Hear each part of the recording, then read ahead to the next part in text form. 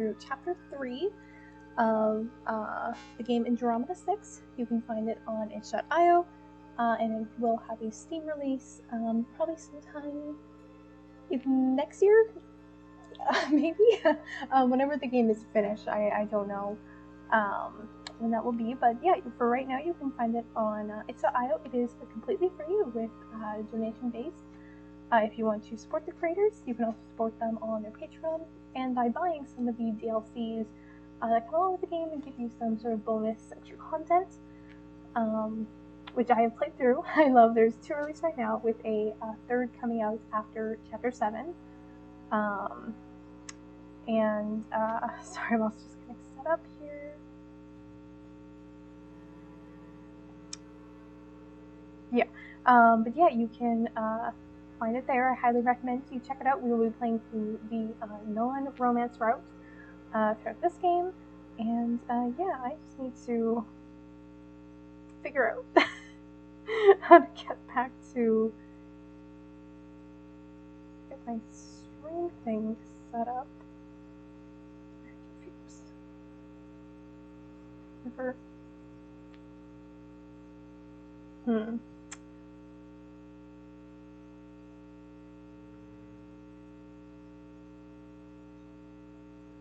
Okay, there we go. Switching to creator mode on my tablets. So why isn't it being set up? But there we go. Okay, we're good to go. Throughout there. So yeah, so last we left off in Chapter 2, we are on the planet Terranium, and we've just run after this strange redhead who, you know, looks like we recognize, which is big because we have not recognized anything. We had our memory completely wiped. So yeah, so at the end of episode 2 and episode 3, rebooting. Your Highness. Solaris. What? What is happening? Your Highness? Vex. He smiles when I turn, and something in my stomach feels lighter. It's been a year since we first met. A year and 1 day and 22 hours, precise, but who's counting? And I still remember that day like it was only yesterday. All ready for the masquerade? With a small nod, I gesture my outfit, silently gauging his reaction. I'd have one of the servants pick it out for me earlier, a young human who seemed to know a thing or two about the latest fashion. Vex nods in approval and takes in my appearance. I turn a little to let him get a glimpse of the entire thing. It isn't often I have an excuse to wear something so fine. Being the youngest of the Pegasi children, I am often confined to one section of the palace, and never invited to any of the royal functions, save the odd wedding or funeral. We only get together at weddings and funerals. My gaze settles on him, nerves getting the best of me now that we're ready to leave, though he only smiles at me reassuringly. He's the only person who smiles at me in this place, the only one who even cares about my happiness except for... Do you really think this is a good idea? Well, what if someone recognizes me? One corner of his mouth tilts into that knowing smirk I've come to look forward to every day. The one that makes it seem like it's a secret, something he wouldn't tell anyone but me. That's what the mask is for. Taking the cured mask from my hands, he steps slowly behind me, positioning it in front of my eyes and tying it by the ribbon behind my head. I bite down on my lip, dread warming its way down into my bones. He has so much to lose if we get caught, as do I. Perhaps even more. My hands shake at my sides, and Vex puts a reassuring hand on my shoulder to keep me still. You snuck out of the palace yesterday and into the city to visit that cafe you love so much, and you're still afraid of a little masquerade ball? Well, my whole family is going to be at the cafe. I tilt my head slightly to make a face at him, wrinkle my nose to show that it's hardly the same thing. Yes, the city, not right under my parents' noses for all to see. Then the Vex steps in front of me, his fox-like face and sharp eyes facing me head-on, and a soft smile gracing his lips. He's sweet when he looks like that. Nothing bad will happen to you, Solaris. I promise. Okay.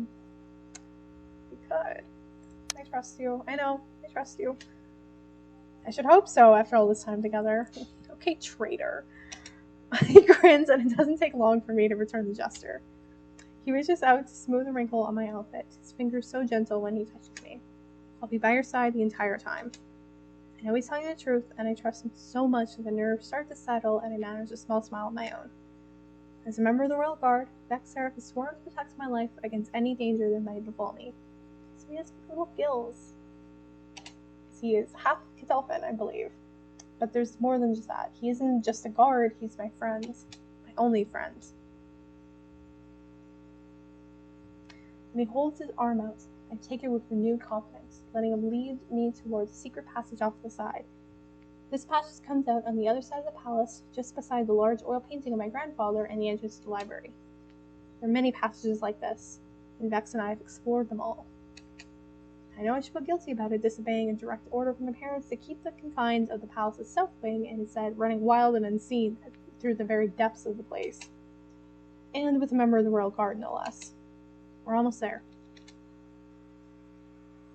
Vex squeezes my arm gently as we navigate through the dim passageway. I can tell he's excited, which calms me somehow. We step out from the hole in the wall, taking care to remain unseen, and prepare ourselves for the masquerade that awaits us. Solaris. Memory ends suddenly, cut short by the sound of my name spoken by a familiar voice, a voice from my past. Vex. My head feels heavy, and I raise a hand to my scalp, pushing aside the throb that settled beneath my skull. I remember a little. Bits and pieces become clearer the more I think about it, though. There's only one thing I know for sure. Vex is here, and I remember him. Solaris, Your Highness, what are you doing here?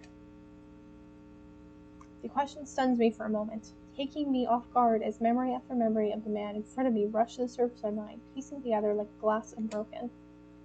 Some of the memories remain blurred, mere fragments needing a little more time to come to focus. But others swim to the surface, desperate for air while they leave me breathless, struggling to stay afloat. You left. You left me.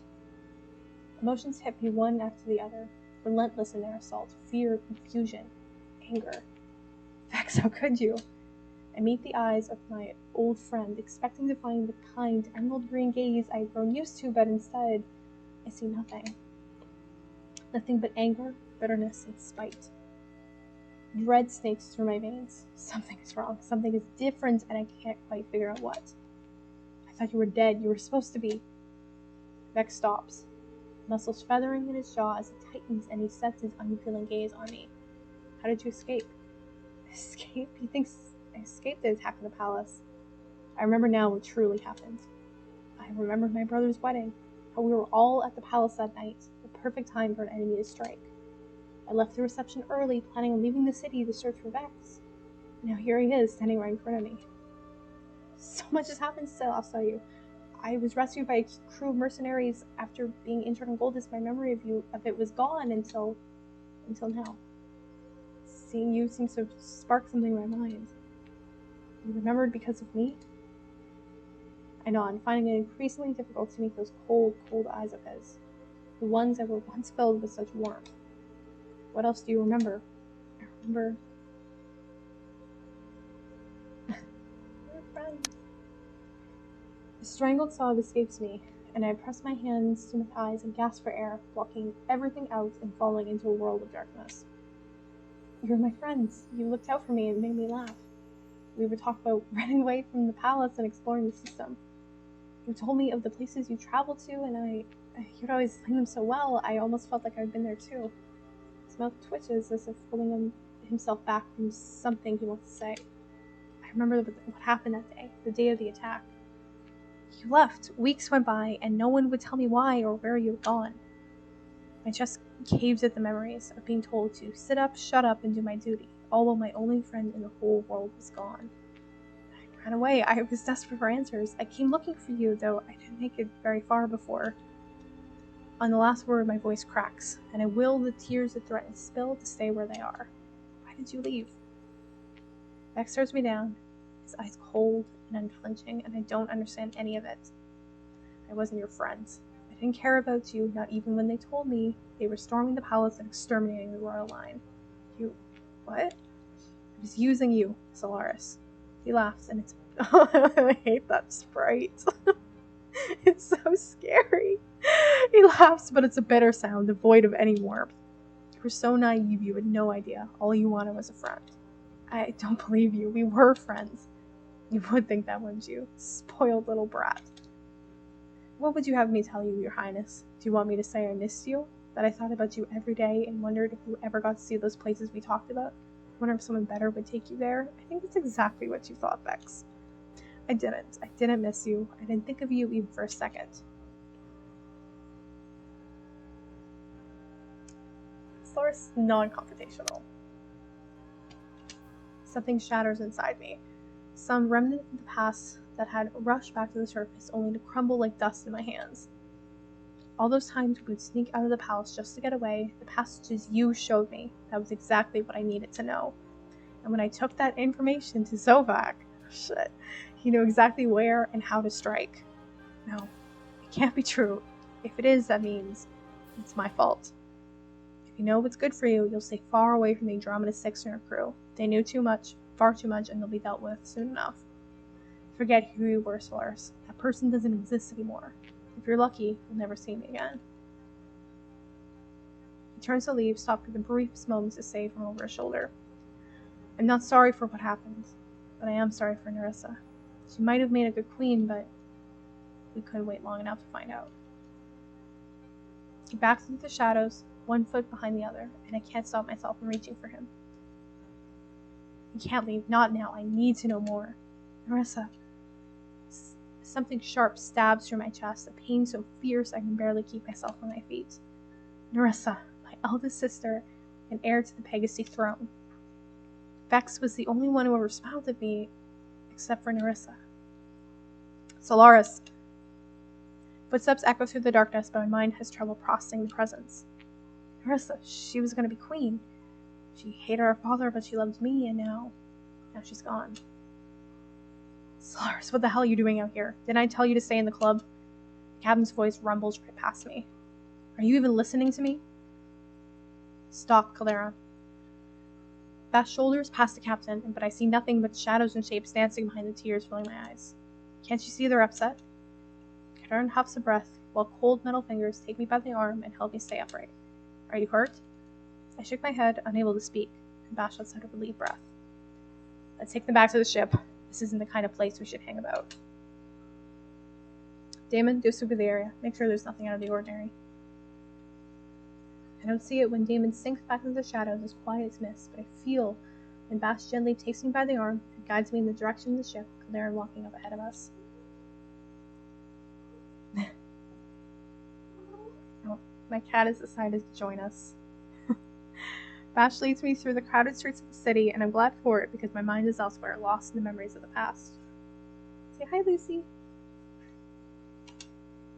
Before I know it, we're in front of the A6, ascending the loading ramp to the docks. 3 heads snap up when we enter, and immediately Riona is on her feet and coming towards us. What happened? I'm not sure exactly. Bash moves away to give me space, though all 5 of them continue to look at me, waiting for answers until Caldera cuts in. You shouldn't have left the club. You have no idea how dangerous the city can be for someone alone. I'm sorry, I didn't think? Yeah, this seems to happen a lot, doesn't it? Asshole. Cut it out, Caldera, and the last thing we need right now is your bad temper. Caldera opens his mouth to speak, though stops himself at the sight of Riona's glare. Fine. Yeah, it's fair. Don't wander off alone. Throwing his arms up in frustration, he backs off and leans against the far wall, a sour expression twisting his features. Riona comes over, putting a hand on Bash's arm to make sure he's alright before turning to me. Are you okay? When you didn't come back, I was so worried about you. She lowers her voice and leans closer, glancing at Caldera before fixing her bright yellow eyes on me. He may have said it the wrong way, but he's right. Las Vegas is a dangerous place. Sorry. I'm sorry I just disappeared. I should have said something. I think back on meeting Vex in that alleyway, on the things he had said to me. I've been such a fool to think he could ever be my friend. Shaking my head to clear that thought, I decided best not to dwell on it now, especially not with so many eyes on me. I didn't mean to worry you. I'm just glad you're alright. I smiled at Riona gratefully. It's nice to have someone worry about me for once. I've never had many people like that in my life before. I take in a lungful of air, steadying my breath as I scan the room. One look at the pilot sitting with her arm cradled against her stomach brings the memory of the night crashing on me in a wave of guilt. Aya, is your hand alright?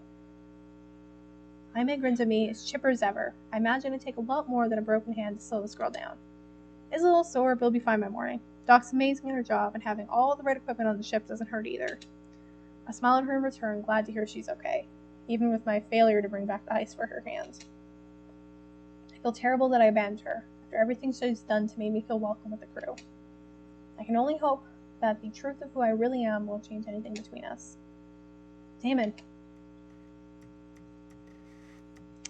Okay, I'm still covered in blood.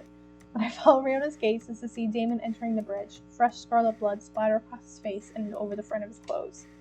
What happens? Riona rushed forward to help Damon, who simply holds a bloody gloved hand up in the front of him to stop her.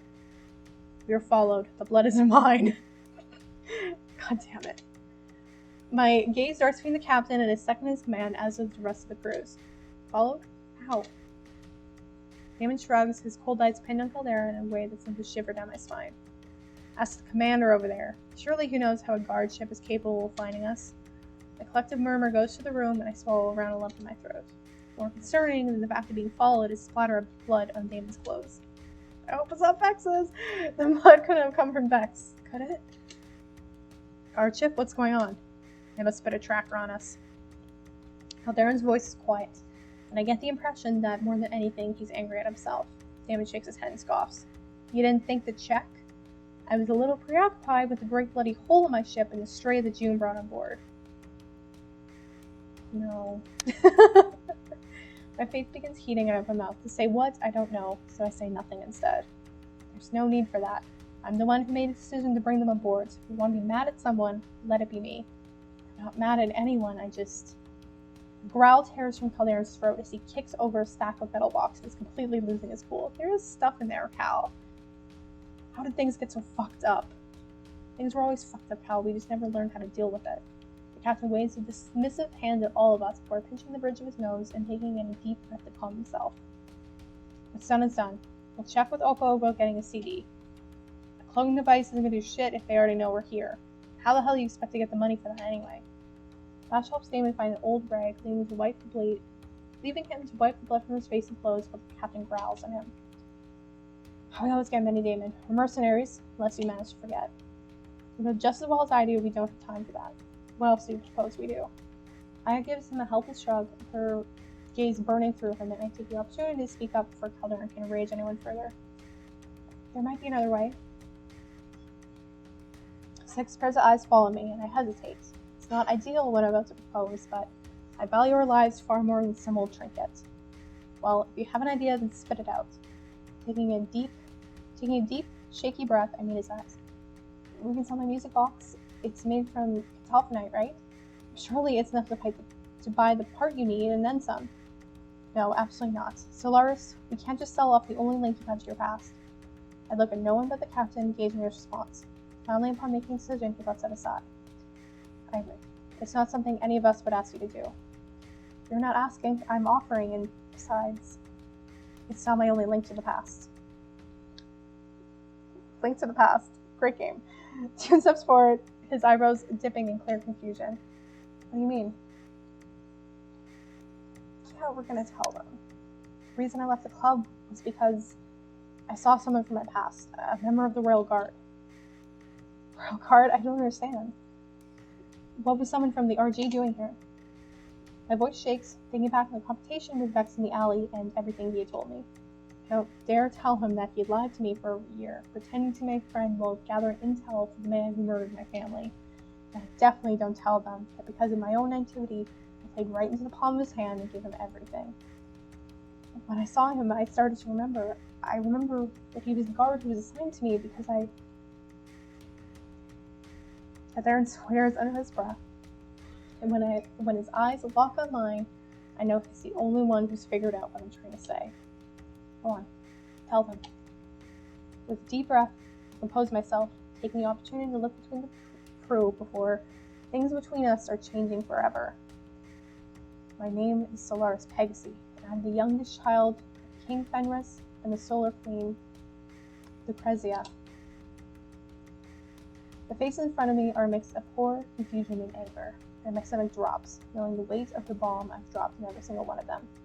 Shit. Well, this changes things. This changes everything. Damon is the one who approaches me first, the hard set of his gaze, a perfect contradiction to the grin that tilts his lips. He studies me for a moment, seeing me through new eyes before he turns back to the crew. Don't you see? If we turn over the little royal to Zovak, it could be just enough to wipe his bounty on us from the record. I do nothing but stare at him in disbelief, my heart pounding in my ears like a drum. What did you just say? At least 2 shouts of outrage come from the group, though Damon only smiles wider, his teeth glinting under the fluorescent lights. You've gone too far, Damon. Solaris is one of us. We're not going to just hand them over to their family's murderer. Agreed, and I will kick your ass if another word comes out of your mouth. My eyes catch June's for the briefest moments, but he looks away just as quickly, fixing Damon with a hard stare. Damon snorted at Aya's threat, rolling his eyes if he couldn't care less. Then he steps towards the captain, his face blocked from my view and his voice low, calculated. Cal, I know you agree with me on this. Darren looks past Damon, those cold eyes fixing me to the spot, so I harden myself and stand my ground. And then he shakes his head at his second in command, his voice rough, leaving no room for debate. It's not an option. Damon collects his tongue in disappointment and backs off, hands held in front of him in defeat. Yo, thank God this crew hates Zovak, because he would have sold my ass out so fast. Alright, have it your way. Don't go crucifying me for saying what you're all thinking. Fair enough. He slinks away like an angry cat, every pair of eyes on him as if he might snatch me away, until he disappears up the stairs and out of sight. Once gone, Calderon lets out a tired sigh. I think we should call it a night. It's been a long day, and there's much we'll need to discuss tomorrow. Aya gives me an encouraging smile before heading off with the others, and I feel somewhat reassured. I want to speak to her about all of this more than anything, but I have to agree with Calderon that it's best to wait until tomorrow. Solaris, I need to speak with you. With a nod, I follow the captain up to the bridge, falling behind and losing myself in my thoughts.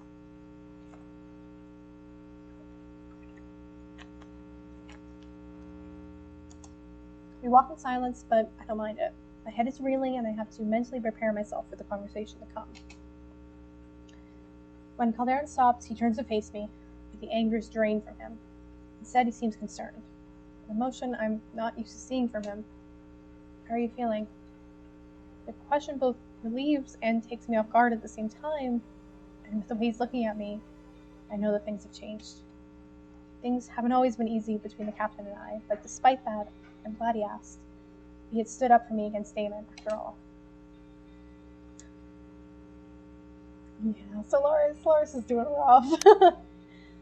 There's just weight on my chest that just keeps growing and growing.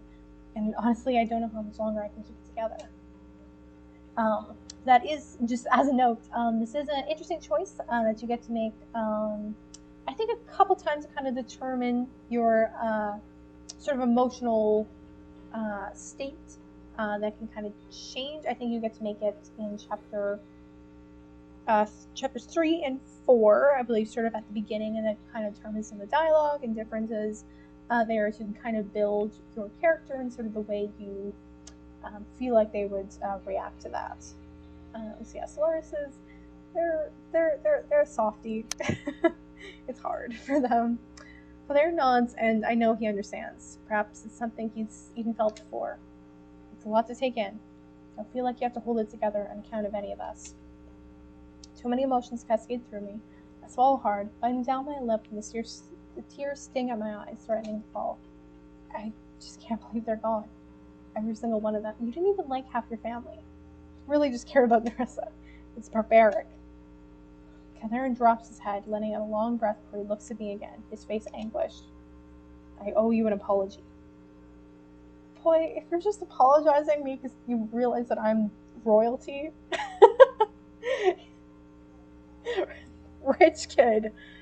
He dragged the thumb across his bottom lip, and I could see this isn't easy for him. I'm sorry for what I said the first time you came aboard. You don't have to. No, I do. Oh yeah, about Zovak. Yeah, I definitely do not support Zovak. He killed my whole family. I'll throw you under a bridge. The captain fixed me with a hard stare, and I closed my mouth, content to listen. I have to say it. I have no excuse for how I acted. I just need you to know that I'm sorry for all of it. Thank you. It means a lot, buddy. I need to hug him. I desperately want to hug him. but thank you. Thank you for saying so. I appreciate it, and I accept your apology. I know you were only being cautious, which is fair. I mean, man's on the run. Calderon smiles, but his face drops as soon as some hidden memory surfaces, and he hesitates a moment before speaking again. I knew your brother, Prince Soren. We trained for the guard together, and we were friends for a time, before we were both dispatched to different districts. I freeze, letting the words sink in. I had no idea the two of them even knew each other, and now that I know, I can't tell how that makes me feel. He was a good man. He didn't deserve what happened to him. None of your family did. It was his wedding, the night of the attack. I remember it now. My voice shakes when I speak, the past hanging over me like a thundercloud, ready to explode. We weren't close, but I never wanted this. I never wanted to see any of them get hurt like this. My breath sticks in my throat, and for a moment I have trouble getting air into the lungs that squeeze and tighten in my chest. People hated the king. Does that mean he deserved to die? I shake my head. It's not what I meant at all, but I still don't wonder why people wanted him gone. I heard what people said when I was taken to the city. They said he was narcissistic, that he was leaving the people to suffer while a family drank from golden goblets and ate off silver plates. My brother and sisters were content to live a life of privilege, either too ignorant or scared to do anything else, but Marissa, the heir to the throne, she loved the people. She tried to change our father's mind on so many things, but he would never listen. And I felt so powerless. I didn't know what to do, so I did nothing. I'm just as bad as he was. No, wanting to do something about it, that's the first step.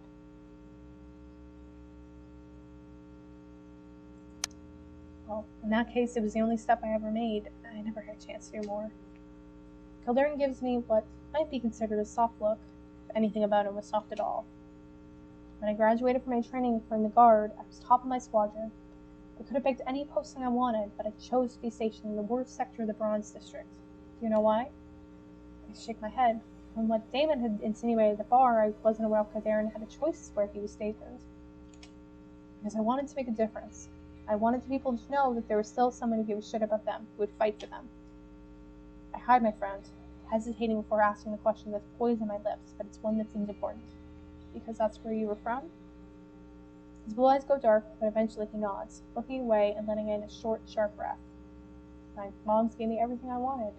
With my birth parents, I couldn't stop myself from wondering if it was their circumstances that prevented them from keeping me. He's quiet for a moment, and then he says with a shrug. Or maybe they just didn't want me. Who knows? I'm sure they did. He glances sidelong at me, putting the ball back in place, piece by piece. Before he could finish rebuilding completely, I asked another question. Why were you exiled? Calderon sort of bobs, his face darkening as he closed himself off more and more. I don't want to talk about that. I won't let him shut me out again, not this time. Calderon, please tell me. I told you I was royalty. I'm ordering you to tell me. He stops studying me, as if deciding how much he wants me to know. I see the moment he gives in when the breath of air leaves him and his shoulders slump in defeat. I wasn't exiled initially. I was awaiting my execution. What? Accused of the murder of Lord Oberon, the king's uncle and head of the Crown Council. My eyes widen at the man in front of me, hardly believing what I'm hearing. I remember Lord Oberon's death. I remember attending his funeral with the rest of my family and how my father had taken that loss particularly hard.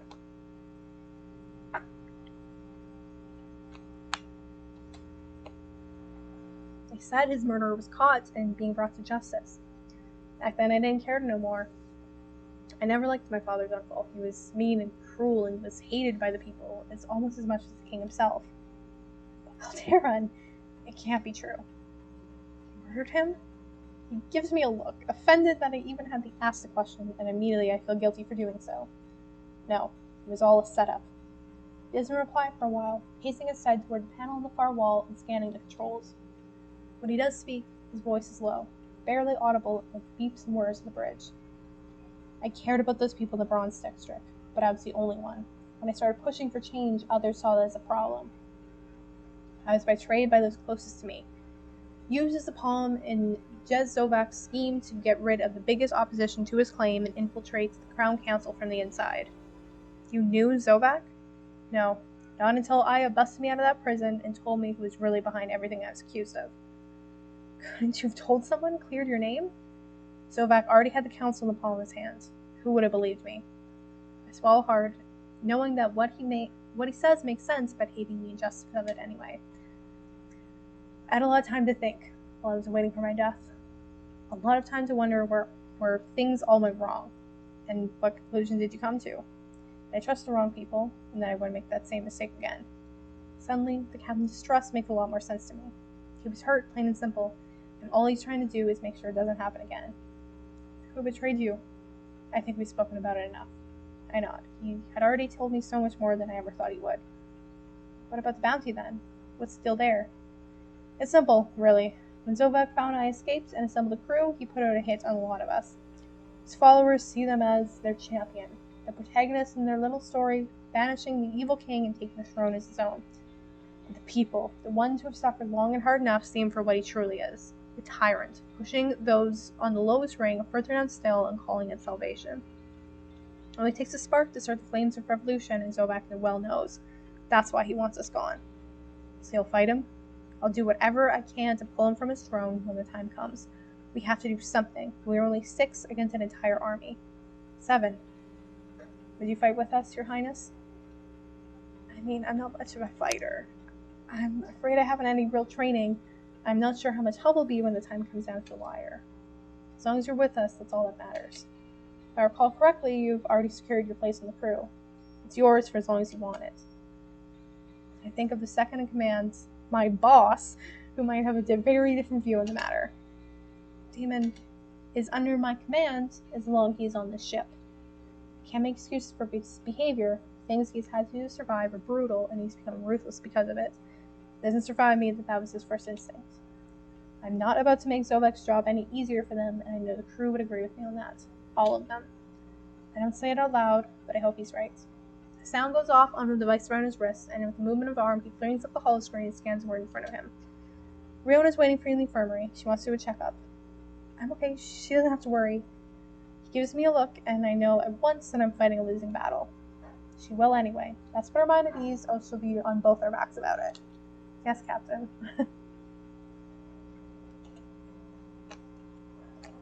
I start to leave. Before I make it much further, he calls out to me one last time. Tomorrow we'll be deciding our next move. You'll have a say in the decision if you want it.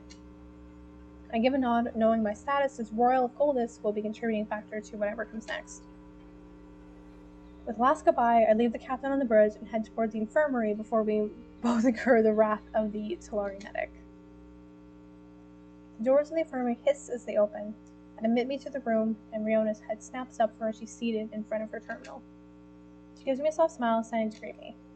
I was beginning to think Calderon ignored my message. Does he do that a lot? She chuckles, her blue lips widening to reveal most of her teeth. More than you think. I pace further into the room, glancing over the various plants and specimens that cover the cabinets and desk. She said you wanted to do a checkup? I do. Well, I really just wanted to make sure you were alright. She gestures for me to take a seat on the familiar medical bay, and once again the plastic crinkles under me as I sit. It smells different in here this time, like jasmine buds and nightfall. I'm sure Riona's mister is the thing for the pleasant scents, and I inhale deeply, letting it calm me. So, now that your memories have started returning, how much do you remember? Bits and pieces. They seem to be coming back easier now, but some are still fuzzy. Riona takes her medical wand and lights a tip, checking my eyes first and then my ears before she takes my temperature. Any pain? I have a headache, but that's it. It's probably the wine you had earlier.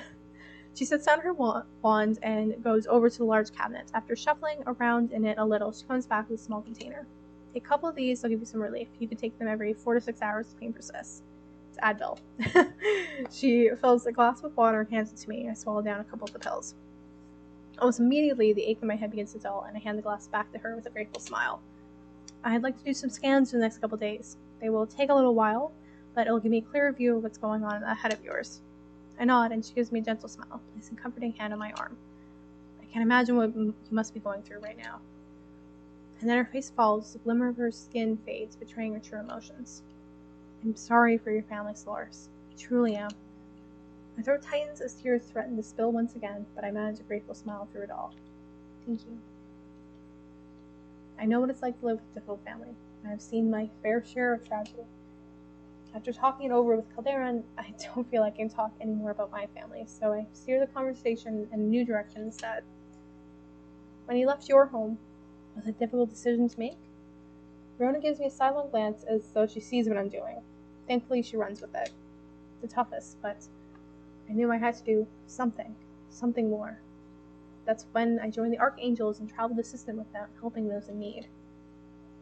What happened to them? With a sigh, she brings her chair over to the place where I sit and drops into it with no small amount of grace. I'll tell you if you want to hear it, but it's not a pretty story. I'd like to hear it. This is the game won't punish you if you don't want to hear it. I believe you will unlock the full backstory if you romance them, so you kind of are fully aware of it then. But basically, yeah, if you're just like skipping through and trying to, make different choices, romance a different person, you're able to get like the short versions or that kind of throughout this chapter. But we want to know. I'd like to hear the story as long as you're willing to tell it. She doesn't speak for a moment, gathering her thoughts before her story begins. Before she speaks, her skin flickers, torn between conflicting memories. When I left Talaran, it was with friends. His sister was an archangel, and he was going off to join her, so I tagged along. The work we did, well, it was amazing at first. Her face drops, and I know the worst is yet to come. We were here, on Terranium, and a group of Tolari certainly draws attention, but we didn't think. We were just too focused on trying to get our name out there, on trying to help people. You may know of the Chimeri, Zovak's followers. They're a brutal, bloody clan. They do what they want, when they want to. One day, when we were walking the streets, when 24, maybe more, surrounded us. 24 against the 10 of us. They rounded us, pushed us down a dark alley away from prying eyes. No one dared stop them. We'd helped countless people, and yet no one helped us. They herded us like cattle. They insulted, beat, and belittled us. A couple of the Archangels tried to escape, and while the Chimeri were distracted, my girlfriend Mila pushed me into the shell of a ruined building. She saved my life. I was able to hide quickly enough, concealed by the remnants of the building I was in. They couldn't see me, but I saw everything. They didn't bother to count the bodies. They didn't care about how many of us there were as long as we were dead. I watched them butcher my friends, every single one of them, and I did nothing. Your girlfriend saved you for a reason. If you had tried to do anything, you wouldn't be here today. Maybe it would have been better to die with them. My heart clenches, hating how broken the words sound and how her beautiful skin dulls. Don't say that. You still have people who need you. I try to keep the thoughts of my family at bay, their final moments, and what I would have seen if I had been there. Memory of Nerissa hits especially hard. Was she frightened? Did she suffer? I can safely say that no matter what happened, my sister would have gone down fighting. She was never one to give up so easily. Riona takes in a deep, shuddering breath, her bright eyes shining with unshed tears. I can't remember how long I hid there, terrified to leave in case they came back. She stops suddenly, a silent memory playing in her mind, or one only she has access to. With a sigh, she continues her story, her eyes half closed, as though she might still be back there in that damned alleyway. When I finally stumbled out there, something inside me was changed. I had this anger. I was sad, yes, but that rage consumed me. Rage and helplessness. I was one person against an entire clan. Eventually, I found refuge in a crowded bar, hoping to disappear amongst the crowd until I could figure out what to do next. That bar was the Ark.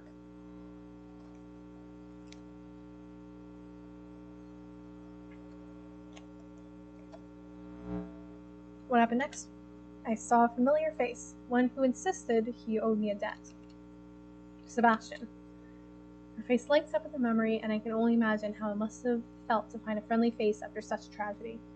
He introduced me to Calderon. I told the captain my story, and since then I have been part of the crew. So you joined the crew because you had no other choice? I joined them because they were hunting monsters. Calderon, after what he had been through, was hell-bent on stopping Sovak and the Chimeri by any means possible. Suddenly, I wasn't helpless anymore. She fixes me with those unusual yellow eyes, her stare suddenly determined. We failed, and hold us. It won't happen again. Something in Rihanna's demeanor scares me a little, though I can't say I blame her for wanting revenge against a group who murdered hers. So now you know why I joined the Andromeda 6. I'm here to see that Zovak and the Chimera fall. I don't know how yet, but we'll find a way. That's all that matters.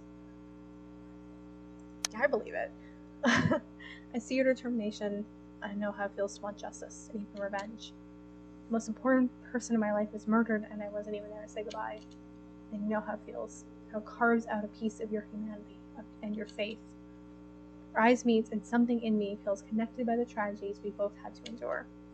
I'm starting to feel it, more than I ever wanted to. What will you do now that you know?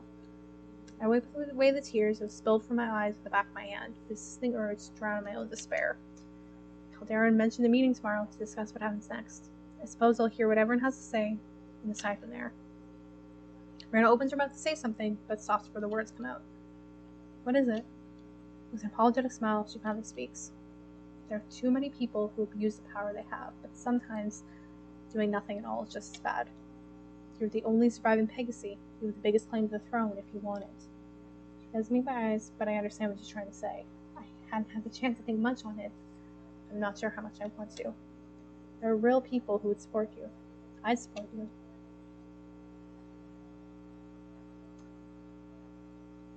How do I do this to myself? I'm like, oh yeah, we're gonna play the non-romance routes. But then I can't even caress Riona's hair. It means a lot to have your support, but I don't know if that's the life I want. Riona meets my gaze with hers, unfaltering, and I can tell that even though it's not exactly what she wants to hear, she understands where I'm coming from. It's not something I've thought about yet. To be honest, it's not something I've thought about ever. I'm the youngest of 11 children. This day should never have happened. Whatever you decide, Zovak cannot be left to rule. There has to be someone else. There are others who might have a claim, as weak as it may be, but none of that mattered because Zovak had a power. For all I know, he might have murdered them too. Riona lets out a heavy breath. For the first time, I notice how tired she looks. All of a sudden, I feel incredibly guilty for having kept her up so late.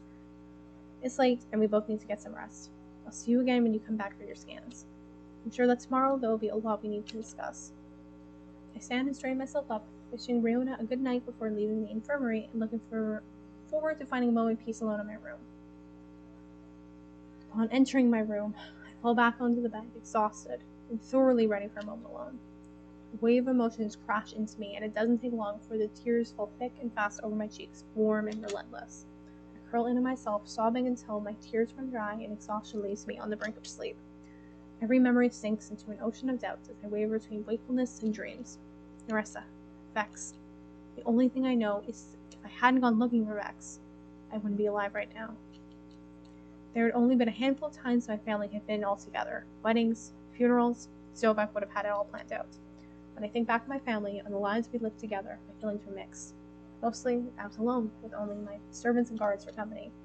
Before Vex came along, I would try to find ways to spend time with my siblings, but the less in common I felt we had, the more I stopped trying. The only one who made time for me was Nerissa. Even with all her duties, we had a strong bond. I was always Nerissa's favorite. My sister should have been queen in place of her little father, and we were both eagerly awaiting her time on the throne. Now my music box, a gift from my eldest sister, is the only thing I have left from her. And my father wasn't supposed to be king. I'd heard stories he lost his own father and his brother all in the same day. He was thrust onto the throne, too young and inexperienced to know what to do with it, guided only by his uncle and the crown council. My grandfather was a great king, or so I had heard, but his brother and son unraveled all he had done in a matter of a few short years and left the system in disarray. My mother was Lucrezia, the solar queen and the king's first wife. She was the most beautiful woman I had ever seen, but she was vain and cruel, a woman who loved herself first and foremost. She was hardly a mother to me. With the memories of my family playing in my mind, I eventually drift into a restless sleep. And that's because we chose human. Based on your race selection in the beginning, you have a different mother, as King Fenris had 3 queens. I tumble out of the ballroom with Vex on my heels, his laughter almost as loud as my own as we draw the attention of nearby guests. We danced for hours and hours, and I can't remember the last time I had so much fun. The things were always fun with Vex around. But the ballroom had eventually started to clear out, and we finally agreed to cut the night short, thinking it best to avoid being seen. Lieutenant Seraph, what are you doing away from your post? The captain stops and squints at me, and while Vex quickly steps between us to shield me from his view, it's too late. Your Highness, you're not supposed to be here. Vex looks back at me from over his shoulder, a single word slipping from between his lips. Run. I don't have to be told twice. Turning on my heel, I bolt down the corridor, pushing through the crowd of confused and horrified guests who thankfully thin out as I reach the end of the hall and decide which way to turn. This way. A hand grabs mine, and a bubble of laughter escapes me, and Vex pulls me down the hall to the left, our feet pounding on the carpeted floor as shouts erupt from behind us. We turn another corner, and then one more, until Vex stops in front of a large tapestry, pulls it aside, and pushes me into the hidden passageway behind it. I lean back against the wall, breathing hard. Vex knows secrets of this place almost as well as I do, and tonight I couldn't be more glad for it. Vex, I think we lost... Shh. Vex steps before me and clamps a hand over my mouth just as the sound of footsteps echoes in the hallway on the other side of the passageway. Still at once unsatisfied, I won't make a sound. Vex drops his hand and gives me a crooked grin. Stay quiet. Climb my lips together. I stay quiet, exchanging the most mischievous looks with Vex. Laughter dances in his eyes. For the umpteenth time tonight, I'm glad I let him talk me into going to the masquerade. I think there's someone here. A tap on the tapestry startles us, and Vex grabs my hand to pull me further down the quickly darkening passageway.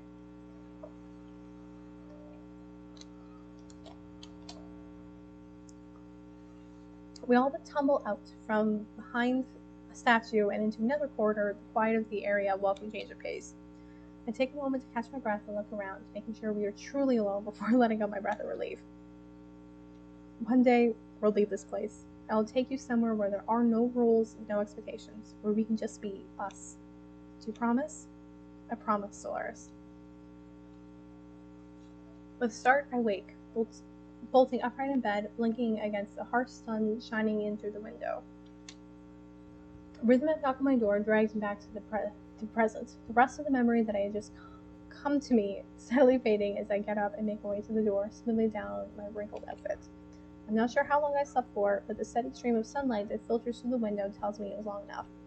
When I slide open the door with a hiss, it's to find a certain pilot standing in the doorway, looking much too perky for this early in the morning. Oh, I didn't think you'd be awake already. IMA smiles wide, beaming at me with an energy that's not fitting of someone who barely got any sleep last night. I bid you good morning, Your Highness. To us not due to waste away daylight. I have thus come to make sure thou art ready for the day ahead. Giving me a half bow, the poor uses of Old English, coupled with the choking sound of strained laughter, simply gives it away how much fun IMA seems to be having at my expense. I don't think I'm ready to joke about all of it yet, but her behavior washes over me in a wave of relief. Maybe all I need is a laugh or two, anything to help me ease my mind. That was horrible, but I love it. Of course you do.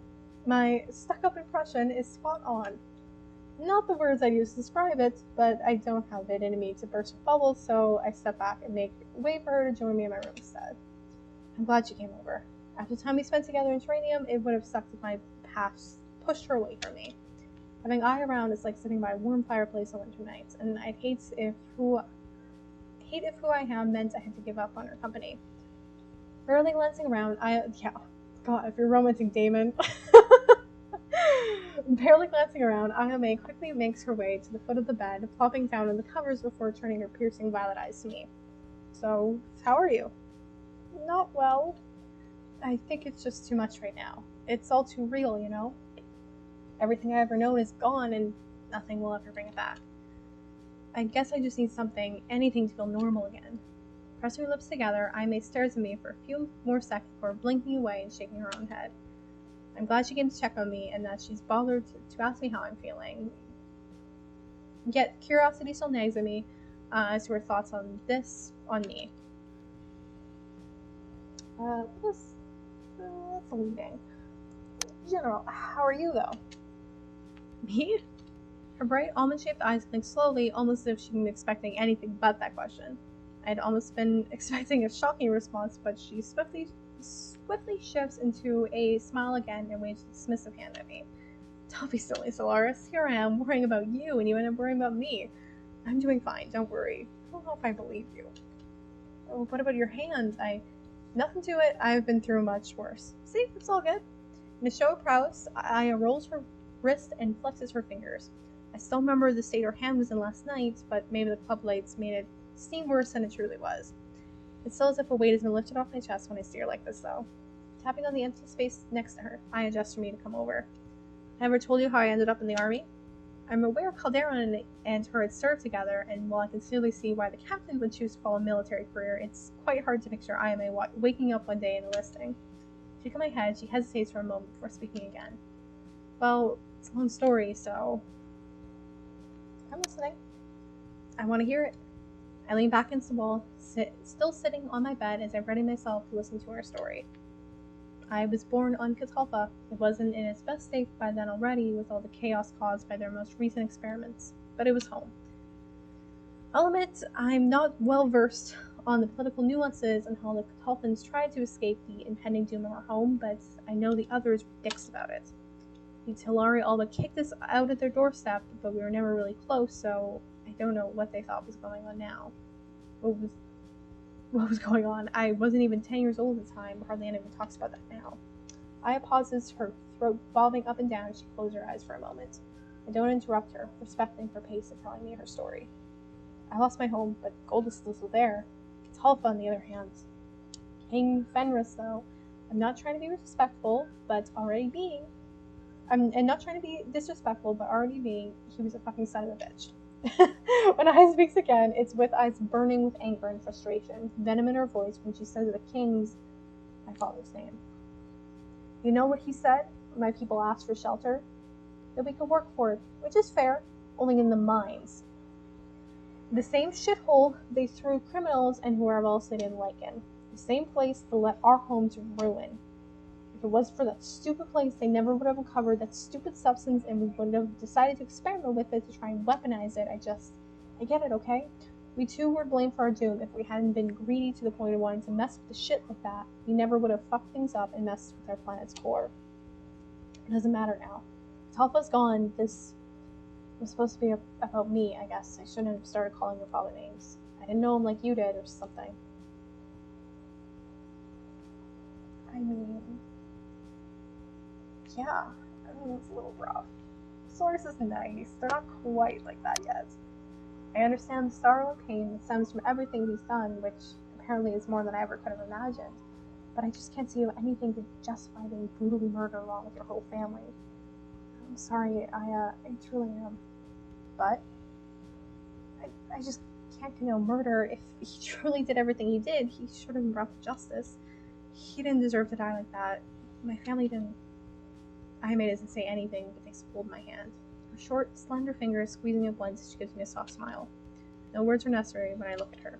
It's obvious she hated my father and believes he deserved to die. But it's also clear she doesn't think the same applies to the rest of my family, and I'm just glad she respects my opinion enough not to argue. With a small, quick smile, she lets go of my hand, straightening back up to carry on with her story. Anyway, all of the young Catalpans were shipped off in pods for the surrounding planets. Despite the lack of open doors for us, we've always been adaptable. We weren't about to roll over and die. My parents, they stayed behind with all the adults and elders, but they put me in a pod with my little brother, directed at Golda's because they thought we'd have a better chance of making it there. You have a brother? It's only after the words leave my mouth and her face twists into a stout frown that I realized how stupid my question was. Had. I'm sorry. I shrugs it off, and I don't insist. She'll talk about it when she's ready, and I must respect that. He was little when this happened, so he didn't really understand what happened when we made it to Golda's. But we were alone, in some back alley from the Bronze District, and there was no one else to look out for us. I had to take that all on myself, taking care of me and my little brother, making sure we had food to eat, shelter to sleep. I couldn't just waltz to our foster home, no one would spare us a glance in the streets. People in the Bronze are poor, jobs are scarce, and you gotta make do with what you have. I ended up doing what most street kids did there, stealing. Food, clothes, toys, money, books. I tried to get anything I could for my little brother. He was growing, you know. I guess so was I, but I didn't want him to lose out on anything. I teach him how to read, write, math. I tried to give him the chance to be something while depriving myself of all of it. I had no home anymore. He was my home. He was the only thing that kept me going. But maybe I never really thought about how he felt. You see, I tried to make him into the perfect boy so he could grow to become the perfect man. I never taught him the ways of the streets despite both of us living on it for years and years. Voice wavers and my chest tightens. Somehow I get the feeling I know how this story is going to end. I continue to speak, voice lower, with fingers drawing random patterns on my bed covers. He was growing up, and boys, they're curious, naive. I didn't see it. He kept it from me, or maybe I just refused to see it even when it was right in front of me. Who knows? But he started doing drugs. He made some friends, started hanging out with some other kids, and I might have sheltered him too much. He would try anything they could get their hands on. They were just misguided kids in the end, One day I came back to our hideout and he was dead. Her expression is a mix of sorrow and rage, and there were truly no words to be said that would matter in this situation. Losing a loved one is horrible. Losing our own family after losing our parents and giving up their own life for his happiness. I don't know what I would have done in her place. I'm scared to know what she did. I was so angry at him and his friends, me. I left. I ran. I couldn't stand saying goodbye to all I had left for my family. I couldn't stand admitting it was my own damn fault he was gone. So I did something stupid, like every other grieving person out there. A broken laugh, a sad smile. I want nothing more to reach out for her, but something keeps me in place. All I do is watch. I went after those kids. I didn't know them, nor did I care to. I wanted to blame someone. Life for life. I couldn't think of anyone else to blame. I never got a chance to exact my revenge, though. One of the kids was the child of a guard member. They were on my ass in a second, beating me up for raising my filthy Catalpan hand and his precious drug dealer fucking kid. Next thing I know, I'm getting thrown in a cell, all bruised and starving. A couple days go by, and I'm already accepting my impending death, It's not something to fear when you grow up in the streets, it's something inevitable. Instead, this army dude comes along and says, instead of being shipped off to the mines, they're giving us a chance to enlist. I assumed they needed some grunt work or some twisted form of charity. Regardless, I took the deal. Why would I ever give them the pleasure of shipping an illegal Catalpan refugee to the stupid mines when I could make them give me food, shelter, and a paycheck? Besides, I didn't really have anything else to do. As if it was practice. I bounces off the set, or as she just had moments ago, moving on like it was nothing. But for some reason, I don't trust the easy smile on her face. Worries me, in fact. Just how often does Aya have to act like everything is fine on the surface? All those years fending for her brother, suppressing her own feelings, that's not something that just fades away. It was easy enough, the Cadet Academy. I wasn't the best in academics, but man did I kick ass in the piloting class or what. Once I graduated, they shipped me off to the Bronze District, and I ended up in dear old Captain's squad. I might have made him suffer a bit with my antics, but I respected the man. He was a decent guy, chose to be in Bronze because he wanted to help others in that, so I had his back. Even if he most likely ended up losing some life years whenever I got him to go out with me on a joyride. But isn't that against the law? That's half the fun. It's easy to imagine the captain's reaction whenever he found himself stuck with Aya in a situation like that. It's even easier to imagine Aya's reaction to that. As for me, I'm just glad they're still alive after that. His stuck-up and responsible behavior even rubbed off on me, because when they fucked him over, I was able to control my urge for revenge and managed to help him out, and here we are today. Zobak never did anything to me directly, but I can never forgive him for going after Calderon. I guess it's an army thing. I'll stand by my commander for as long as I'm alive. Her face might still have had that youthful smile on, but her eyes were dead serious when she talks about how much she respects the captain. She didn't even seem to realize she called him commander, but unlike Damon, she doesn't seem to use that term to mock him. Anyway, enough about me. I just want you to know that you're not alone here. We may just be a bunch of weird misfits with an arguable set of morals, but we've got each other's back. Thanks for talking with me. Thank you, Aya. Don't mention it. I'd like to think you do the same for me. Aya reaches out and takes a hold of my hand again, a sweet smile on her lips. I'm ridiculously glad that, despite last night, despite who I am, I had still been kind enough to come here before getting started on her day, just to check on me. I don't reply, but I squeeze her hand gently, and her smile broadens even more.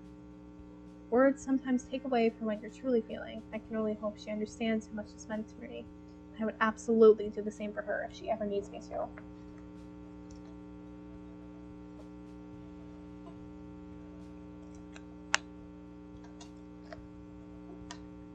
Sorry you have to take time off your day for this. No, it's all good. I'm early anyway. Pretty sure I'll give Calderon a stroke or something when he sees me walking in the bridge in this ungodly hour. If I went any early, he'd probably drop dead, and I really don't want to be haunted by his nagging ghost for the rest of my life, you know?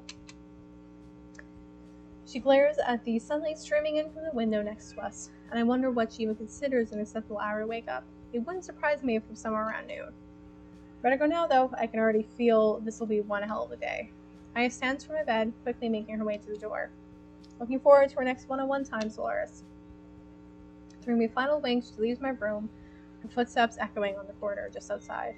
I feel lighter after talking with her, and determined. Stifling a yawn, I get up and head outside as well. After speaking with Aya, I find myself wondering what the rest of the crew thinks about all this. Memories of Vex linger in the back of my mind. I don't know how to feel about him, about how different he was when we met.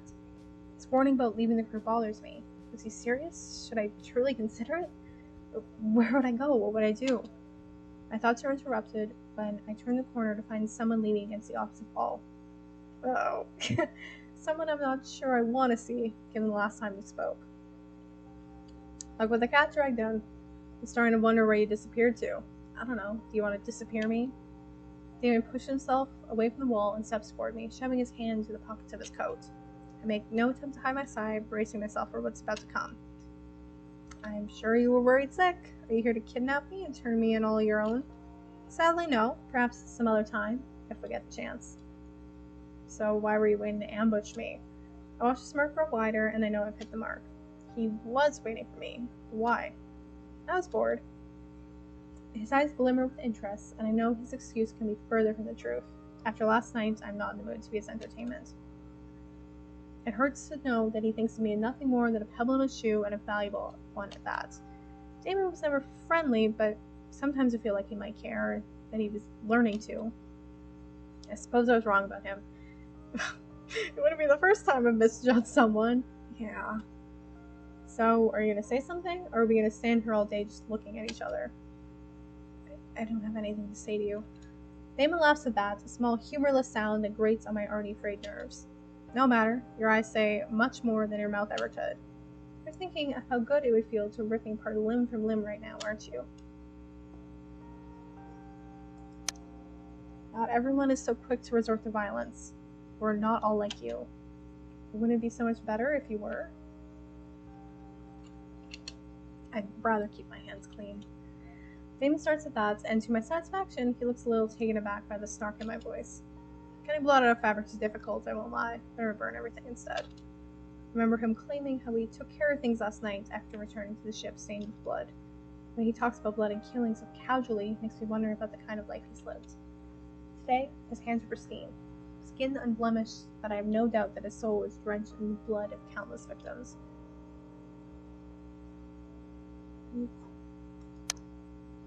A shiver snakes down my spine, the words leave my mouth before I can even think them through. Doesn't it bother you? Death? Why would it? Because it's terrible. His lips tilt at the sides, and I can see how much he's enjoying himself. At least one of us is. No, never tried it. I'm serious. So am I. It makes no sense to worry about that. That's the natural part of life. Not when you're murdering people. I don't understand how anyone can be so casual about it. Damon doesn't speak again right away, but something in his eyes turns cold as he sizes me up. I know that to him my thought must sound silly or naive even. He was born and raised in Curse after all. I have a rough idea of how things work there. You're really serious about that, aren't you? He relaxed his shoulders, pulling his lower lip between his teeth before he left out a sigh. Do you think anything was normal if you've been around it your whole life? My parents were killed when I was, 10 years old or something. They owe a lot of money to this gang, and, well, they obviously collect it. But I can safely say not the way my parents expected. I don't care. I was better off without them anyway. Parents are supposed to be caring and nurturing, right? Well, not them. I was raising myself before they even dented the ground. They didn't bother me, I didn't bother them. It's a fair exchange. Besides, I turned out pretty damn decent if you ask me. No, you did not. The fact you turned out like this? My guy, please go to therapy. But Damon, you were 10. That's not normal. He rolls his eyes at me, waving a hand as though he would push away my doubts with it. I had this friend, a year older than me. She taught me how to pick pockets, how to hold a knife the right way, how to rape people. All about how to survive in Cursa, basically. We're just another couple of poor, skinny kids on the streets. Parents being killed with nothing different about what happened to her or to any other kid out there. That doesn't make you special. It's part of our lives from the beginning. It's how you handle it that mattered. I started doing jobs, making a name for myself in the streets, until finally I joined one of the gangs in Cursa and ditched that shithole. Over myself this pretty little scar. Jamie tapped the scar on his eyebrow twice and raised an eyebrow at me as though he can already hear the questions ticking away inside my head. Growing up an orphan isn't something any kid should just have to get used to, and I can't even begin to imagine what it must have been like to grow up in such a reality. No family, no safety, no schools. The kids on Cursa even have enough to eat? Isn't there anyone to help them? Aren't there guards and a council responsible for handling his security? There's so many things I want to ask him, so much I want to know. You were just a child maybe, but I had to learn to grow up fast. When I say my parents were killed, I don't mean I came home and found their bodies resting peacefully in our living room.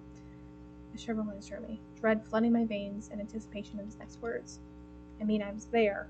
I should have died as well, collateral damage and all. Then how are you still here? Damon laughs, but the sound is cold and bitter. How do you think?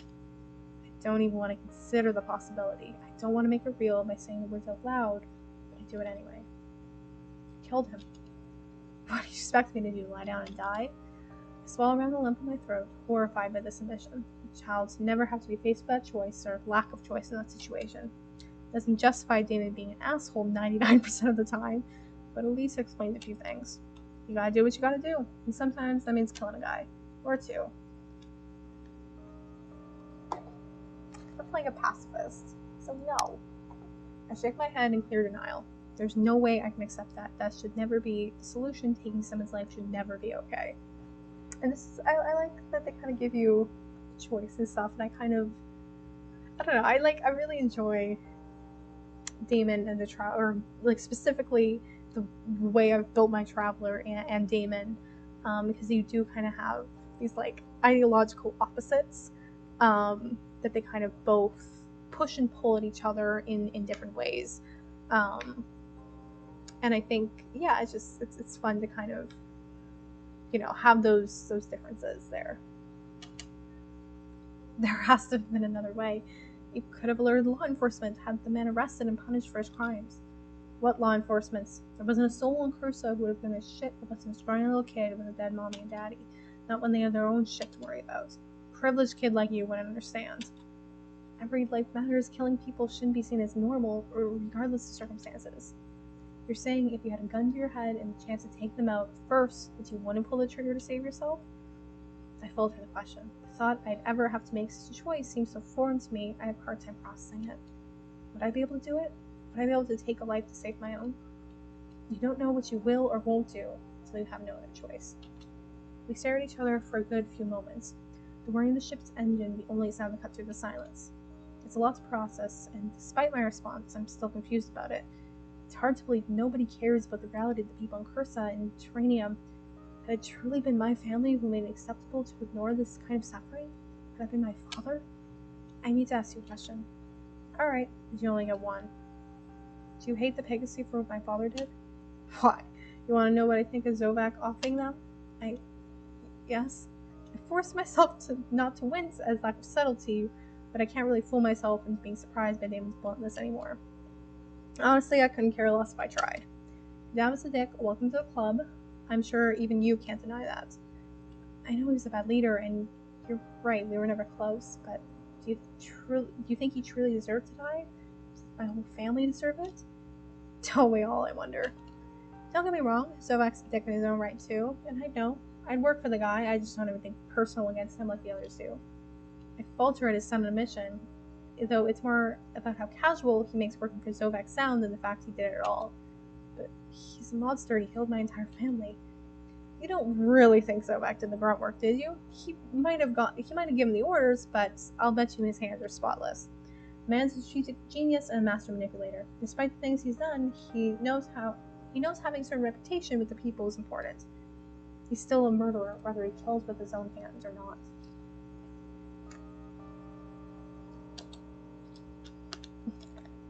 I agree with you there.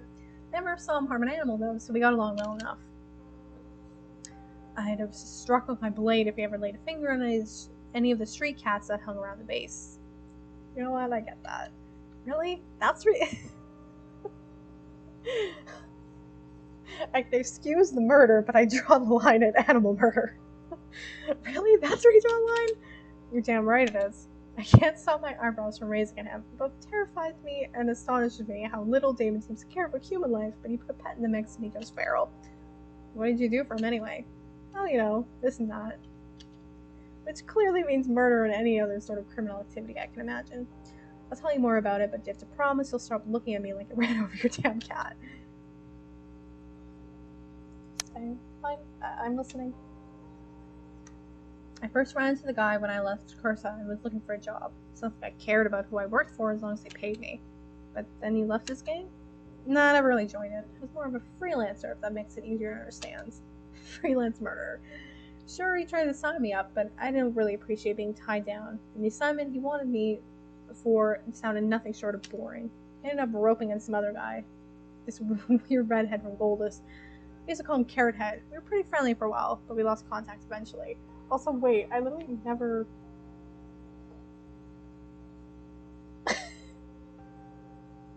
Sorry. I've never put two and two together before. Although I've definitely read the scene a couple times, but I guess I've just never fully... with the next implication of the next line that it could have been Damon, who was assigned as the guard, that would have been in Vex's place. That is very funny. I can't believe I never caught that before. A redhead who worked for Sovak. Damon couldn't have possibly known Vex before all of this, could he? Pushing the thought from my mind, I try to stay focused. There's still a lot I want to know, several questions unanswered, and I'm not sure how much he'd be willing to let me ask. If you don't like being tied down, how come you're now part of the A6 crew? Because I want to be. You know, you passed on the one question request a long time ago. I've got one more, I've got stuff to do. Pursing my lips, I weed out the most important thing from my pool of unanswered questions. There's only one thing I need to know, one thing that's been bothering me since last night. Why did you want to sell me out? Because it's the obvious choice to make. He sighs and runs a hand through his hair before looking at me, his eyes narrowed. If you're hoping for an apology, stop. Having you around's been fun and all, but at the end of the day, we are the ones with the big-ass bounty on our heads, and I don't like having to work even harder than usual to keep these idiots alive. Or you, for that matter. Shipping your ass off the Zovac would have been the easiest way out of this mess, but somehow Cal's grudge against man is bigger than logic, so Cal might be an idiot sometimes, but I like the guy. Not to mention I own him. Maybe Damon's truly cold-hearted bastard. Maybe life made him that way. I can't really be sure. What I am sure of is he doesn't hate me for being a Pegasus or think I'm made of glass, and I'm glad for it. Still, despite our different opinions and ideas, he seems to have backed off on the idea of turning me over to Zovac. For now, at least. What? Nothing. Just thinking that regardless of everything, we're stuck together. Might as well make the best of it. Help me sneak a cat onto this ship and I've got your back. I'll take that into consideration. Share a smile on that. Probably because he seriously has at least 5 different plans to sneak a cat onto the ship, but they require a second pair of hands to pull it off. Damon might not be the kindest of the crew, quite the opposite in fact, but in a strange way, talking through with him, this made me feel a little better. If that was his intention, or if he had only been curious, I don't think I'll ever find out, but I'm glad for it at least. Someday your brain will burn out if you keep overthinking everything like that. Try not to destroy anything while I'm gone, Your Highness. He grins at me before he turns to leave, but something has me stopping him one last time. Hey Damon, just one more thing. What now? Did you know who I was? No, but it makes sense a shelter little thing like you would be a Pegasus. Funny how even when I'm joking, it turned out to be right. It's a struggle to keep from rolling my eyes again, but I try to hold the most regal expression I can muster, however well that turns out. I could have your head for mocking me. You'd have to catch me first. And I'm your boss around here, so don't make me put you on internal cleaning duty or anything like that. What are you making me do anyway? He shrugs, making a face that is even bothered to give it any thought yet. I don't know, I'll let you know once I need you to do something. Until then, just stay out of trouble, as that's already pretty hard for you. Jerk. He doesn't reply, clicking his tongue as he walks away in typical Damon fashion. getting through to him. I head in the opposite direction, trying to find something to do to keep my mind from being engulfed by unwanted thoughts. After a few turns, I find myself in front of the doors leading down to the docks, and a smile tugs at my lips when I hear a voice I'm familiar with coming from behind it. Bash is always welcome company, and I hope, praying to every force in the universe, that nothing will have changed since last night. For avoiding someone. When I find the engineer down the docks, he's giving orders to a couple of strange beings who are working on repairing the ruined supply room. I wait for him to finish, and when he notices me hanging around the bottom of the stairs awkwardly, he gestures me to go over to him. Hey, handsome. Helpers junkers. He explains as I approach and waves at the pair, who are bickering between themselves in some unknown language as they work. And when he whispers the next part, I lean him close to hear him better. As dumb as a pair of old boots, but they're handy in a cinch. He smiles, but it doesn't reach his eyes, and I find myself wondering what's really going through that head of his. Bash, about last night, we don't have to talk about it if you don't want to. I stop at the start, not having expected a response that was quite so dismissive. No, I want you to know that, royalty or not, I'm still the same old me. He grins, and this time I can tell it's genuine. Relief flits through me at the sight, happy to see that some things haven't changed. I'm glad to hear it, Solaris. Bash cleans his hands on an old rag, smearing the fabric with oil before setting it down again. Once his hole is fixed up, we'll be able to get out of here. Should only take a few more hours at most. He throws the thumb behind him, and I take a closer look at the progress of the open door to the supply room. Where will we go? Bash crosses his arm across his chest, his nose crinkling when he thinks about it. That's where he leans aside. It leaned a place to truly lay low, since Terranium ended up being a bust. Perhaps one of the way stations between planets. There's a few that are run by retired mercs, a good place to get info and pick up jobs. All I know is with Zovek's guys on our trail, the sooner we leave, the better. He hesitates, as if there's more he wants to say, but doesn't know how to. Zovek and the Chimeri clan. They've really done a number on all of us. I told you when we first met that when you had a story worth telling, I'd tell you about this. He holds up his metal arm for an expression on his face, and I take a closer look at the wires and metal plates that complete the piece. It seems you've more than earned it. Give me your word. Well, you did give me your word after all. Bash grins, but the humor fades swiftly when the words next leave his mouth. I used to fight in the arenas here in Terranium when I was growing up. In smaller ones, they use real fighters, humans mostly, a few kits and Arcnos here and there. The higher tiered arenas are where the rich spend all their money, building mecha to fight to the death. They're a sight to behold truly, but the others, well, they're a means to an end. I was good at fighting, really good. I spent every waking moment training myself to be better, addicted to the blood, sweat, and fame of the arenas. I made a name for myself. I was unbeatable. So the day I got beat down so badly, I almost never recovered. Like Chimeri. I'm sure you've heard all about them by now. I swallowed. My voice rough when I speak next. It seems they're responsible for most of what's happened to this crew. I wouldn't believe. Picking up a rogue bolt from a stack of nearby crates, Bash balances between his fingers before crushing into the palm of his bionic hand. His focus was completely on that one small action. I got wind of my talents, even sat in a few fights until eventually they tried to recruit me to their clan. I'd heard of them before. I knew the kind of things they did to win their battles, and I wanted nothing to do with it. But it seemed in their eyes I had two options: join them or be put down as a threat. Bash shakes his head and blows out a heavy breath. His eyes glisten with the memories of long past. It was dark, late at night. I'd just come out of a fight, beat the guy and win within an inch of his life. That's what it's like in the arenas, you know? Fucking psychopath and cocky as anything. I get jumped on my way out of the arena, half a dozen guys on me right in the middle of the street. Shit, I gave them my all, but they were prepared. Took a dagger to the eye, another to the chest, one that pierced my lung, they told me afterward. No wonder it hurt like hell. They crushed the bones of my arm so bad that it was turning to splinters. It's never going to heal right. The best thing to do was to get rid of it completely. I still remember what it felt like when they were done with me. I was dying. I wanted to die. I had nothing to live for anyway. It just tightens. I can only imagine how Bash felt in that moment, and even the mere thought is enough to tear me up inside. And then an angel saved you? An angel saved me, that's right. Found me being to a bloody pulp right in the middle of that street, and refused to let me go. An archangel. All of a sudden, the pieces clicked into place, and I finally realized who Bash had meant all along. Riona. That's right. Riona Group hatched me up and found a safe place for me to recover. He even asked her on a date when I woke up. Thought I owed her that much. He chuckles at the memory. My chest eased at the familiar sound. Her girlfriend wasn't having any of it, though. She sure put me in place. Luckily, I knew someone who could hook me up with new gear, synthetic skin to cover the marks the bastards left behind. Some people keep the scars, reminder of where they came from, I suppose, but how to keep the battle scars when I could have this perfection instead? He gestured himself, and I rolled my eyes, earning a chuckle from him. He did the job. I shot my eyes over his body, noticing the absence of scars and marks, save for calluses and burn on his remaining hand. Mark of his trait, I'm sure. Well, they did a commendable job. I knew you'd think so. I rolled my eyes at him as he laughs, glad to find easy banter between us has changed a bit. Have we decided what to do next, now that you know where you're from? I haven't decided on anything, is what I want to say. Apart from the fact that if Zobak finds me alive, I'm done for. I'll be staying with the crew for the time being, is what I say instead, and Bash seems happy to hear it. It does take long, however, for his face to fall. I know you never asked for my opinion, but I want to give it anyway.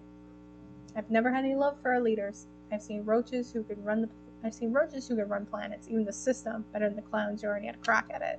No offense. None taken.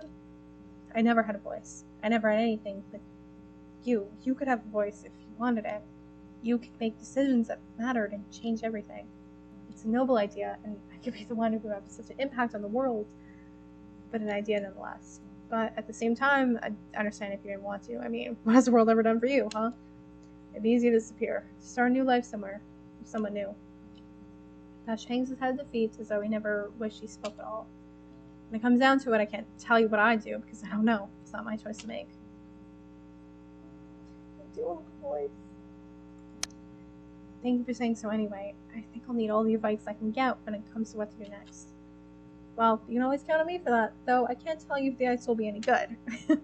Taking a couple steps back, I give him a smile, feeling better than I have all day. I should let you get back to your work. Like you said, the sooner we can leave, the better.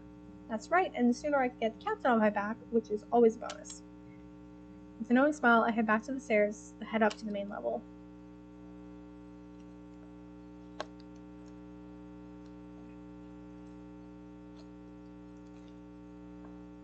My mind is still racing when I leave the docks. Despite Bash being so refreshingly himself about everything, there have been others who aren't so thrilled by my situation, and it's raised 1,000 red flags in my mind.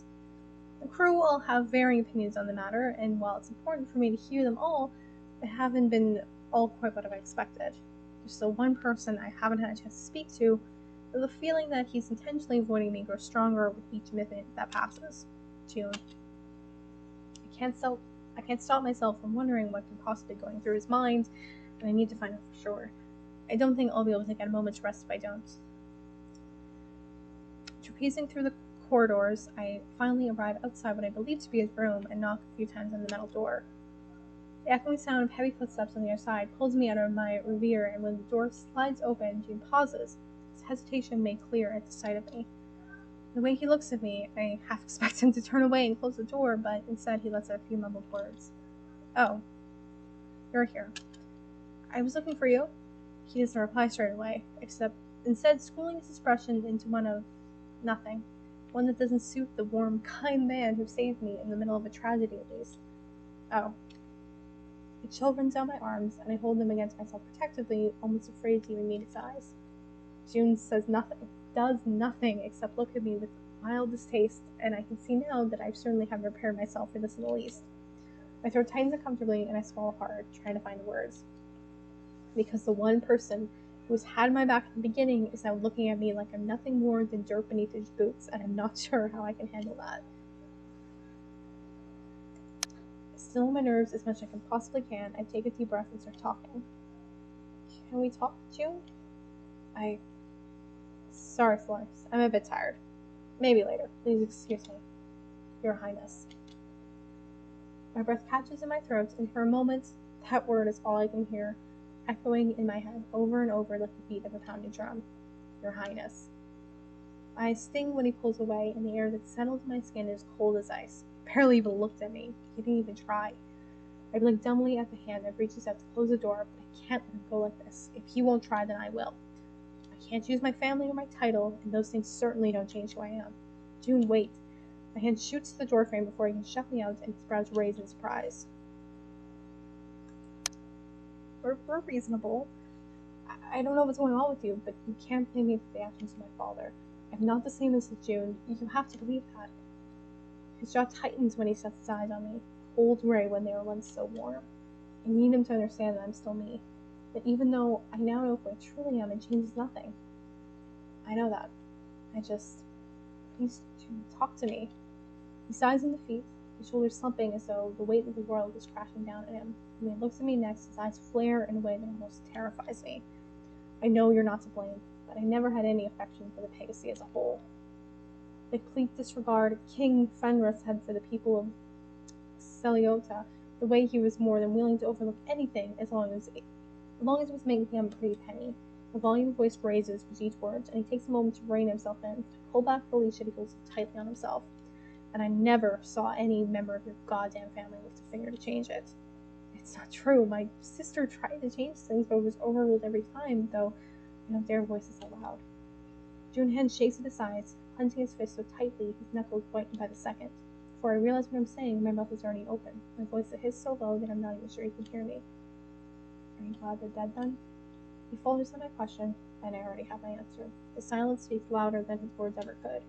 A wave of nausea hits me, knowing if I were truly among the dead, he never would have batted an eyelid. He never would have known who I was, but my dreams were that one day in another life I might have called him my friend. He wouldn't have known any of it. I back away slowly, crushed by this knowledge, and it's only when he shoots out to grab my arm and stop me that I blink the tears from my eyes and dare look at him. Stop, Solaris. I didn't say a thing. You didn't have to. I pull my arm back from him, and guilt flashes over his face, but only for a moment before that stony mass is set back in place. I don't know the answer to your question. Violence is never the answer, and Zovak is certainly not a better choice for a ruler. Violence is never the answer. Aren't you the crew's gunman? He stops, takes a deep breath, and fixes me with a hard stare. I can't say I'm sad that Fenris is gone. I swell around the lump in my throat, sealing myself with the blood and of his words. I know he wasn't fit to rule. I'm not an idiot. I ventured into the city enough times to know what the people thought. I didn't say, but to be happy he's dead.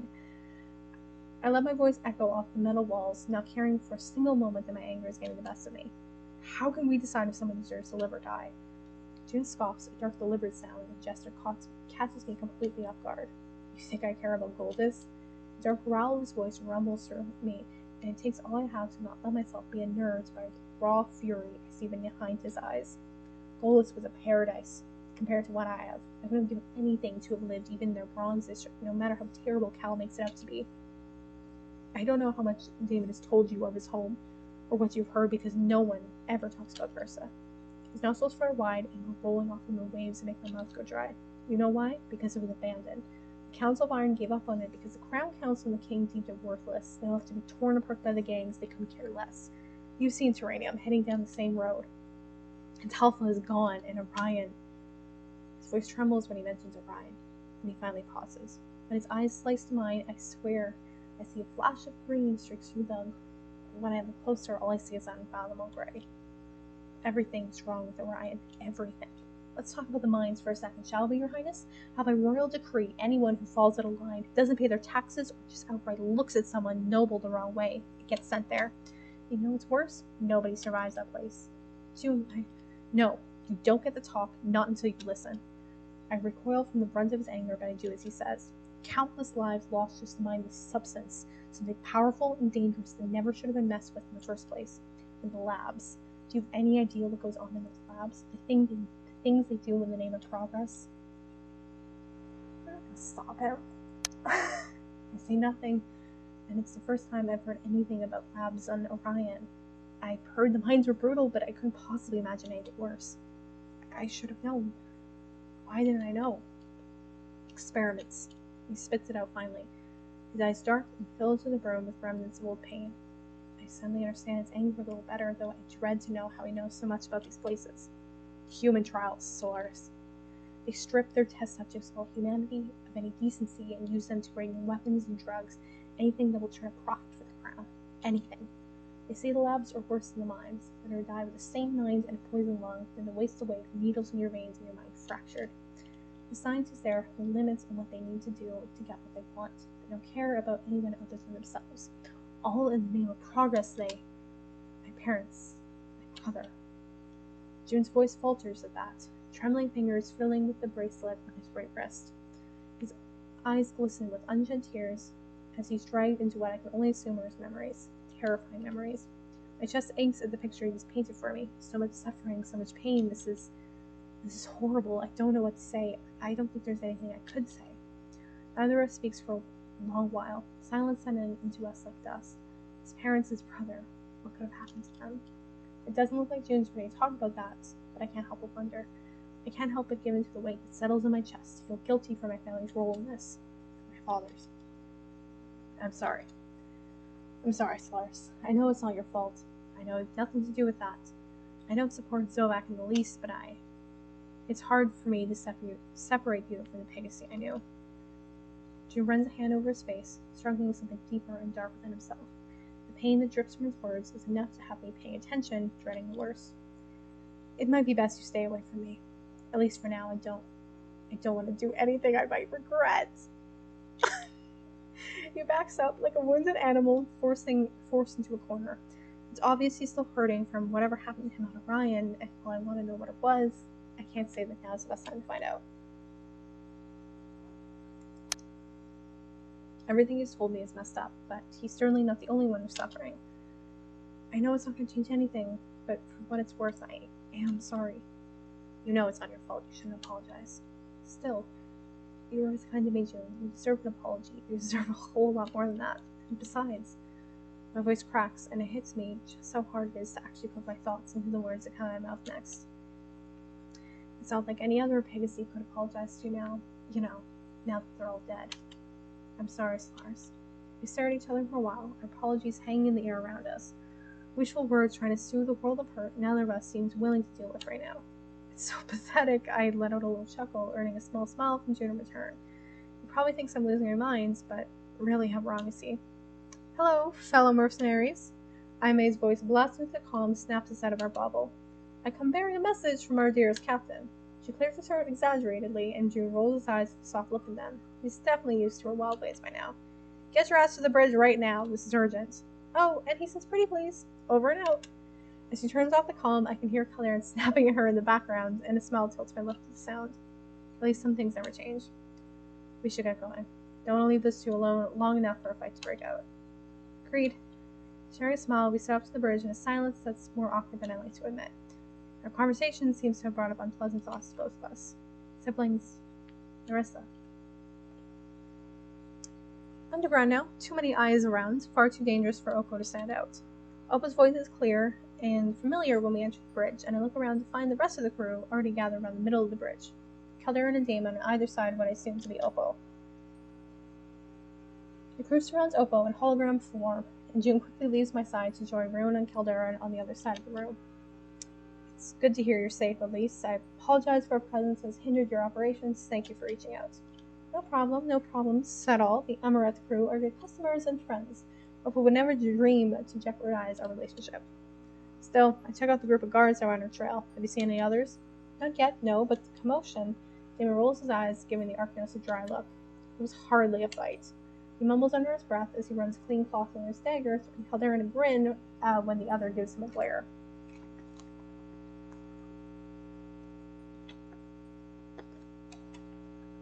It was enough to draw attention, see.